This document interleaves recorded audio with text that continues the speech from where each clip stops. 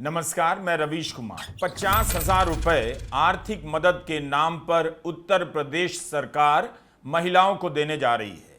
इसकी आधिकारिक घोषणा नहीं हुई है, मगर यह खबर अब कई जगहों पर छप चुकी है कि यूपी की महिलाओं को पहली किस्त में ही 20,000 रुपए दिए जाएंगे और उसके बाद 10-10 हजार की 3 किस्तें दी जाएंगी।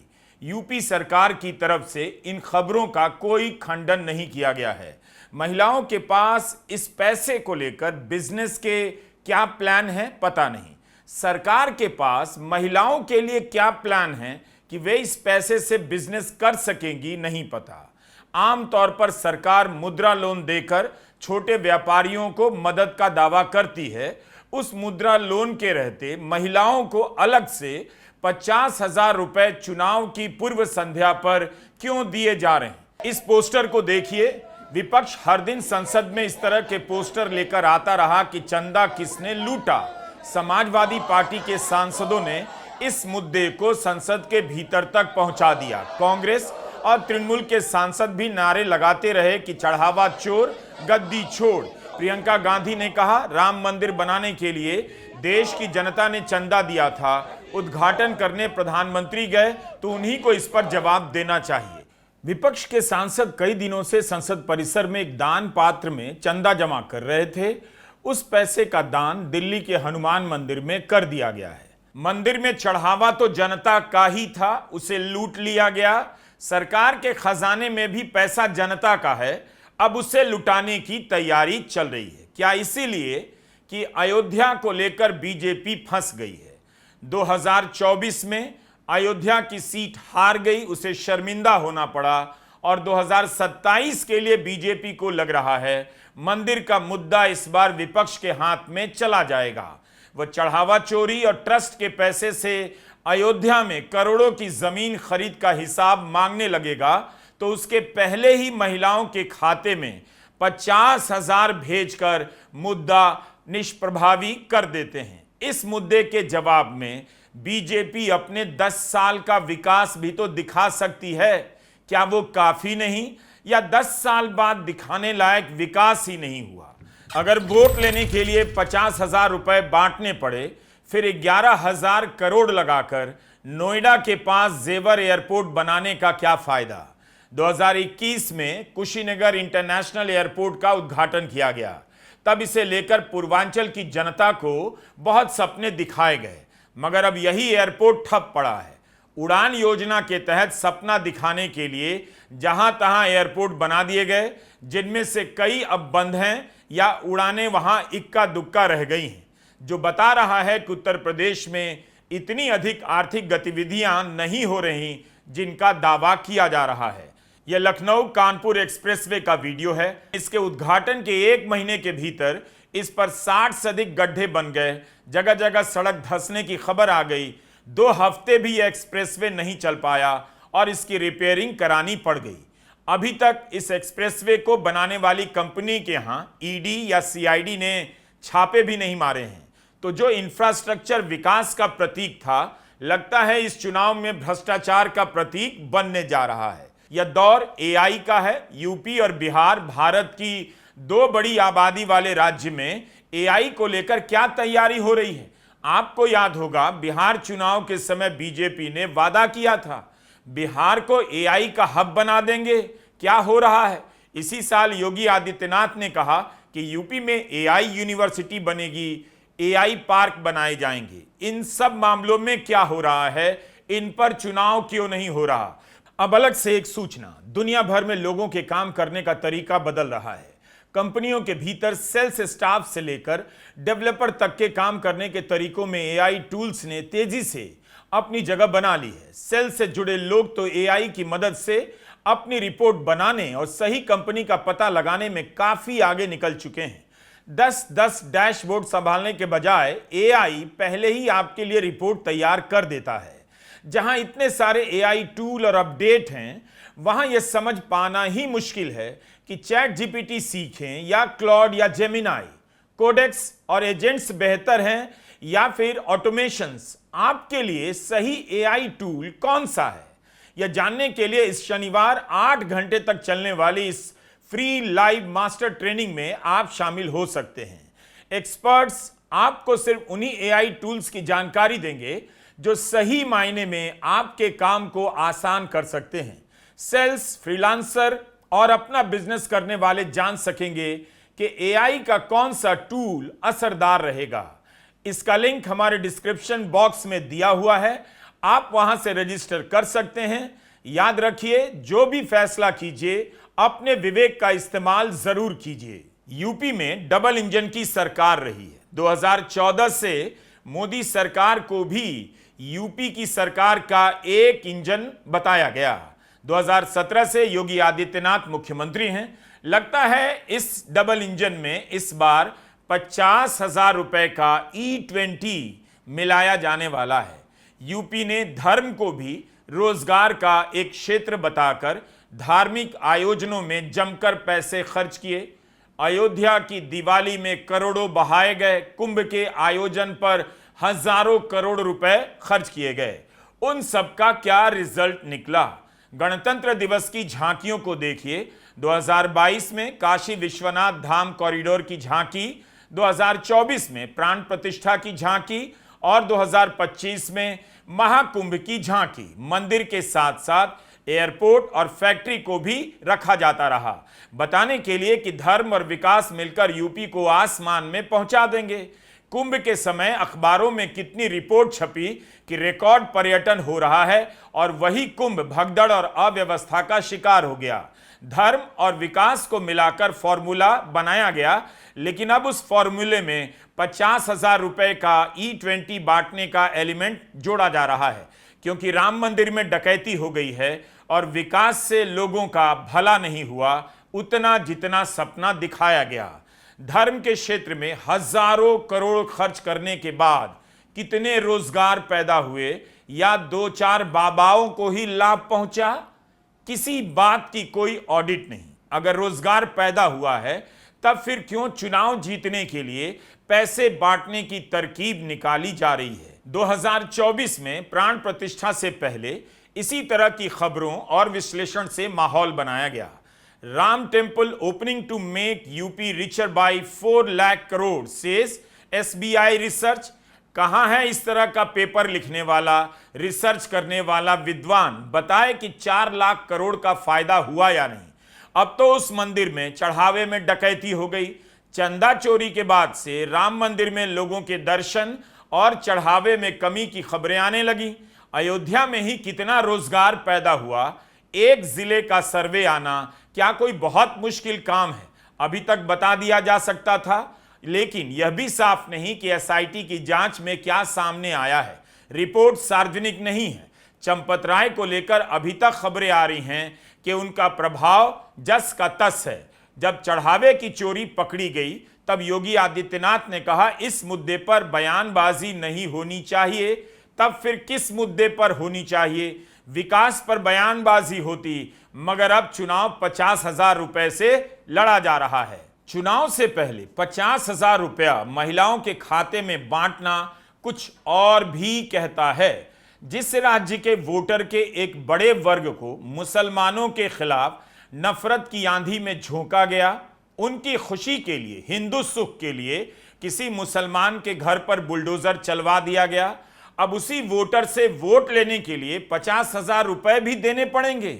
हमने कई बार कहा है कि राजनीति में धर्म का इस्तेमाल जब जब होता है जनता का विवेक मर जाता है। धर्म का नुकसान तो होता ही है, राजनीति का भी भयंकर पतन हो जाता है। लेकिन दोनों का इससे ज्यादा पतन कुछ नहीं हो सकता कि जिस यूपी में इन्हीं दो मुद्दों की अधिकता रही है, इसके दम पर बीजेपी विपक्ष को ललकारती रही है। अब वही बीजेपी 50,000 रुपए महिलाओं के खाते में देने जा रही है ताकि वोट मिल जाए। भारत में सांप्रदायिकता की राजनीति ने सबसे अधिक विधायक और सांसद बनाए हैं, किसी और दूसरे मुद्दे ने नहीं। लेकिन अब वही राजनीति लगता है चल नहीं पा रही, बैठ गई है। उसे चलाए रखने के लिए सांप्रदायिकता को ट्रांजैक्शनल बनाया जा रहा है। मतलब नफरत करेंगे, लेकिन केवल नफरत से काम नहीं चलेगा। वोट तब देंगे जब 50,000 रुपए भी मिलेंगे। भारत की राजनीति में सांप्रदायिक दंगों से भारी आर्थिक नुकसान बहुत बार हुए हैं, मगर किसे अंदाजा रहा होगा कि सांप्रदायिकता को बार बार राष्ट्रवाद बताने के बाद भी उसी वोटर के खाते में एक दिन 50,000 रुपए डालने पड़ेंगे ताकि वोट मिल सके। अब पता चल रहा है जो वोट विचारधारा के नाम पर, धार्मिक सांस्कृतिक पहचान के नाम पर एक तरफ हांका गया, वह वोट के बदले पैसे के पीछे चलना सीख गया है, या बिना पैसे के वह अब और दूरी तक पीछे पीछे नहीं आ सकता। 2024 में इंडिया टुडे के मूड ऑफ नेशन में योगी आदित्यनाथ को शानदार प्रदर्शन करने वाले मुख्यमंत्री का खिताब दिया गया। लगता है योगी आदित्यनाथ को ही याद दिलाना पड़ेगा कि आपको गोदी मीडिया ने कई बार भारत के श्रेष्ठ मुख्यमंत्री का अवार्ड दिया है। कहीं आप अपना ही काम भूल तो नहीं गए? मुख्यमंत्री आदित्यनाथ से पूछा जाना चाहिए कि क्या उन्हें भरोसा नहीं कि 10 साल उन्होंने जो काम किया है वह काफी है तीसरी बार चुनाव जिता देने के लिए। मुसलमानों के लिए सड़क पर नमाज बंद कराने का श्रेय मुख्यमंत्री हर भाषण में लेते हैं। कांवड़ियों के लिए कई दिनों तक सड़कें बंद कर दी गईं, स्कूल कॉलेज बंद किए गए, हेलीकॉप्टर से फूल बरसाए गए। यह सब इसलिए कि इस राजनीति से हिंदू सुख पैदा हो रहा था। सवाल है कि हिंदू सुख में डूबा वोटर वोट के बदले 50,000 रुपए भी लेगा। धन सुख हिंदू सुख से भी बड़ा हो जाएगा। विकास हुआ ही नहीं, या जनता ने विकास के नाम पर वोट देना अब बंद कर दिया है। हम वृद्धावस्था पेंशन के मद में पैसे दिए जाने जैसी योजनाओं पर सवाल नहीं उठा रहे, मुफ्त अनाज देने पर सवाल नहीं उठा रहे। देश में इतनी ज्यादा गरीबी है कि अगर आप 80 करोड़ लोगों को मुफ्त अनाज नहीं देंगे तो करोड़ों लोग भूखे रह जाएंगे। अपने देश के गरीबों की मदद करने के लिए यह योजना एकदम ठीक है, क्योंकि भारत की अर्थव्यवस्था 80 करोड़ लोगों को आर्थिक रूप से सक्षम नहीं बना पाई। बात है चुनाव से पहले 50,000 रुपए जल्दबाजी में आर्थिक मदद के नाम पर बांटने की। हर लोक कल्याणकारी राज्य को जनता के कमजोर वर्गों को आर्थिक मदद देनी चाहिए, मगर 50,000 का संबंध लोक कल्याण से कम, वोट कल्याण से ज्यादा लगता है। Do you get my point? अब इससे होगा क्या? कौन कितना पैसा देगा, इसी की होड़ शुरू हो जाएगी। अखिलेश यादव ने कहा है कि समाजवादी पार्टी 40,000 रुपए देगी और हर साल इसमें बढ़ोतरी करेगी। इसे लेकर अखिलेश यादव ने ट्विटर पर एक लंबा सा बयान लिखा है कि समाचार भाजपा का एक और जुमला, यूपी की महिलाओं को देंगे 20,000। विचार, भाजपा के पास चुनाव जीतने के लिए पैसे के सिवा कुछ नहीं बचा। वो भी भाजपा की पाप की कमाई है जिसे उत्तर प्रदेश की धार्मिक महिलाएं कभी नहीं लेंगी। उत्तर प्रदेश की जागरूक महिलाएं पूछ रही हैं कि जिन दूसरे राज्यों में महिलाओं को पैसे देने की घोषणा करके चुनाव जीता था, वहां एक तरफ तो देने से आनाकानी कर रहे हैं, दूसरी तरफ पैसे वापस मांग रहे हैं, और जो लौटा नहीं पा रही हैं उन महिलाओं पर भाजपा थाने कचहरी पुलिस मुकदमे की निंदनीय कार्रवाई कर रही है। देखा जाए तो आज जिस 50,000 रुपए सालाना पैसे देने की बात भाजपा सरकार कर रही है, वो पैसे पिछले 10 साल में भी दिए जा सकते थे, पर दिया नहीं। मुख्यमंत्री जी ने उत्तर प्रदेश की महिलाओं के हक अधिकार के हजारों करोड़ रुपए अपने प्रचार पर खर्च कर सबको ठेंगा दिखा दिया। लगता है अखिलेश यादव भी इस योजना से जुड़ी खबर को पढ़कर हिल गए हैं। बाकायदा हिसाब देकर समझा रहे हैं कि 5 साल पहले से पैसा देते तो महिलाओं को 50,000 नहीं 5 लाख अब तक मिल चुके होते, मगर पैसे दिए जा रहे हैं 20,000। यह कोई बहुत मजबूत तर्क तो नहीं है समाजवादी पार्टी की तरफ से। सवाल है कि पैसे बांटने की राजनीति का काउंटर विपक्ष और पैसे देने की राजनीति से क्यों करता है और कब तक कर पाएगा? क्या उसके पास इसका कोई दूसरा जवाब नहीं? चुनाव में पैसा शराब नहीं बांटने की बात होती है, इसीलिए नियम कानून बनाए गए हैं, मगर यहां तो चुनाव के पहले ही शराब की तरफ पैसा बांटने का फॉर्मूला निकाल लिया गया है। भारत की अर्थव्यवस्था भी तो देखिए, इसकी रैंकिंग चौथे स्थान से सरक कर छठे पर आ गई है। 2022 में भारत ब्रिटेन को पीछे छोड़कर 5वें स्थान पर चला गया, क्योंकि तब ब्रिटेन की अर्थव्यवस्था का आकार सिकुड़ गया। उसके बाद दिसंबर 2025 में जापान की अर्थव्यवस्था का आकार सिकुड़ा तो भारत चौथे स्थान पर आ गया। अब वित्त राज्य मंत्री पंकज चौधरी ने राज्यसभा में बताया है कि आईएमएफ के आंकड़ों के अनुसार ब्रिटेन और जापान दोनों ही भारत से आगे निकल गए हैं और भारत छठे स्थान पर आ चुका है। जाहिर है, भारत की अर्थव्यवस्था अपने कमजोर दौर से गुजर रही है। डॉलर के मुकाबले भारत का रुपया कमजोर होता जा रहा है और यहां 50,000 रुपया बांटकर चुनाव जीता जा रहा है। यूपी की एक महिला को डॉलर में $525 मिलेंगे। अमेरिका के रेट पर यूपी में वोट लिया जा रहा है। Great great, good going UP, keep going. Bihar और यूपी दोनों ही राज्यों में मैन्युफैक्चरिंग का बहुत बुरा हाल है। ऐसी तरक्की भी नहीं कि कच्चे माल और कलपुर्जे के लिए छोटे छोटे बिजनेस पनप जाएं और तब आर्थिक मदद की जरूरत पड़े। उसके लिए मुद्रा लोन योजना पहले से है। निर्यात के आंकड़े भी बता देते हैं कि आत्मनिर्भर योजना फेल हो चुकी है। 2020 में आत्मनिर्भर भारत लॉन्च हुआ। उस समय भारत चीन से 94.57 अरब डॉलर का आयात करता था, अब 131 अरब डॉलर का आयात करने लगा है। इसमें 39% की वृद्धि हो चुकी है। सरकार ने संसद में बताया कि चीन से व्यापार घाटा 112 बिलियन डॉलर से अधिक का हो चुका है। शेयर बाजार का हाल आप देख रहे हैं। 2 साल से ज्यादातर शेयरों के रिटर्न औसत हैं या नेगेटिव हैं। निवेशक धीरज के साथ इंतजार कर रहा है, शायद अगले महीने, अगले साल ठीक हो जाए, मगर 2 साल निकल गए। म्यूचुअल फंड का भी हाल बुरा है। हिंदू बिजनेस लाइन की खबर है, वित्त वर्ष 2026 में घाटे में रहने वाली म्यूचुअल फंड स्कीम की संख्या 3 गुनी हो गई। वित्त वर्ष 2025 में 243 स्कीम में नेगेटिव रिटर्न मिले, लेकिन अगले वर्ष वित्त वर्ष 2026 में 731 स्कीम पर नेगेटिव रिटर्न मिले हैं। दूसरी तरफ 10% से अधिक रिटर्न देने वाली म्यूचुअल फंड स्कीम की तादाद 304 से घटकर 198 पर आ गई। 492 म्यूचुअल फंड स्कीम ऐसी हैं जिनकी रिटर्न 0 से -5 के बीच बताई जा रही है। आम लोगों का पैसा पाताल में जा रहा है। लोगों के पास पैसा लगाते रहने के अलावा विकल्प नहीं। इसी जुलाई में म्यूचुअल फंड में नेट इनफ्लो 85 लाख करोड़ रुपया से अधिक पार कर गया। जिस सेक्टर में इतना सारा पैसा लगा है, उसी का यह हाल है कि ज्यादातर का रिटर्न औसत या नेगेटिव है या फिक्स डिपॉजिट से भी कम है। कहीं ऐसा तो नहीं कि बीजेपी इस सच्चाई को बेहतर जानती है। उसे पता है जनता आर्थिक रूप से अब तंग आ चुकी है, सब्र जा रहा है, इसीलिए खाते में 50,000 रुपए दे दो। बिहार में सभी को यह बात मालूम है कि चुनाव जीतने के लिए 10-10 हजार रुपए बांटे गए। उस योजना ने राज्य की आर्थिक हालत खराब कर दी है।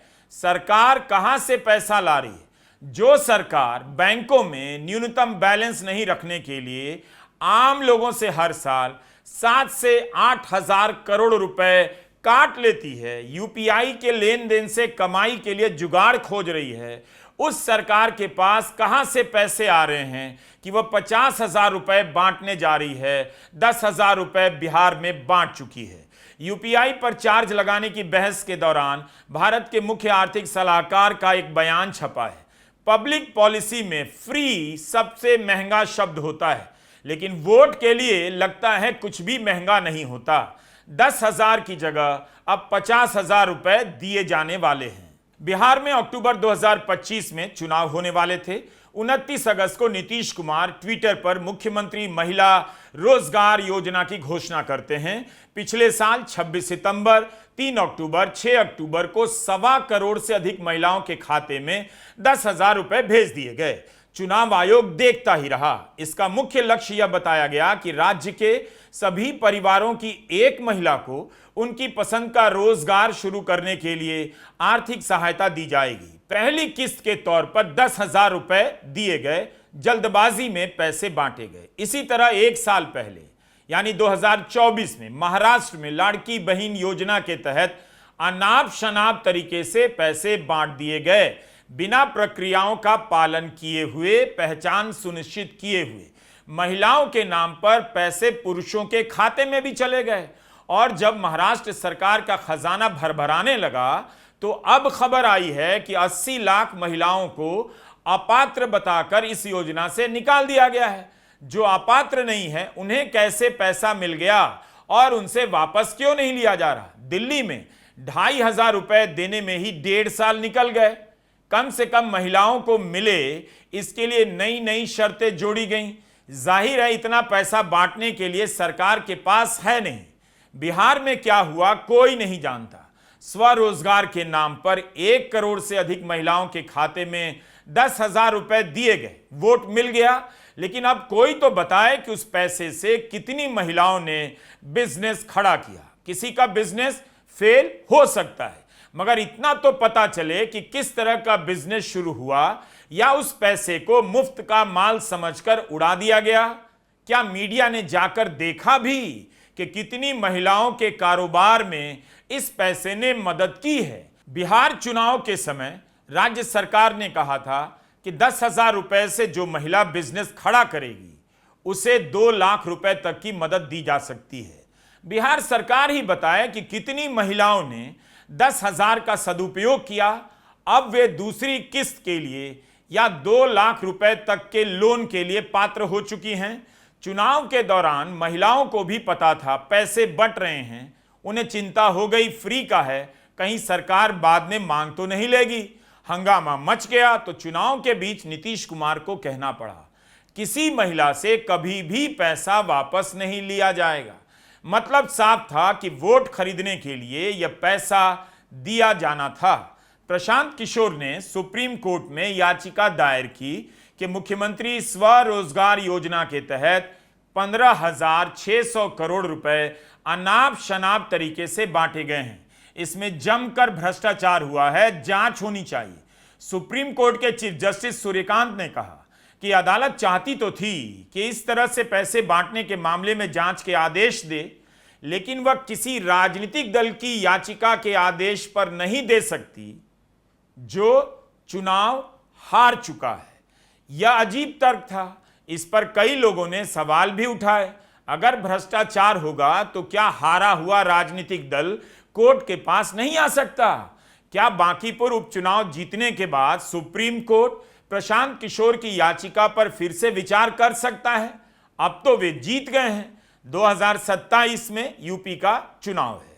यह चुनाव बता देगा कि धर्म की राजनीति का दौर यूपी से शुरू हुआ, यूपी में ही खत्म हो गया है। जो तरह तरह से धर्म के नाम पर वोट मांगा करते थे वही अब 50,000 देकर वोट मांगा करेंगे। इस सवाल का जवाब खोजा जाना चाहिए कि सरकार को वोट खरीदना आ गया है या जनता को वोट बेचना। नमस्कार, मैं रवीश कुमार।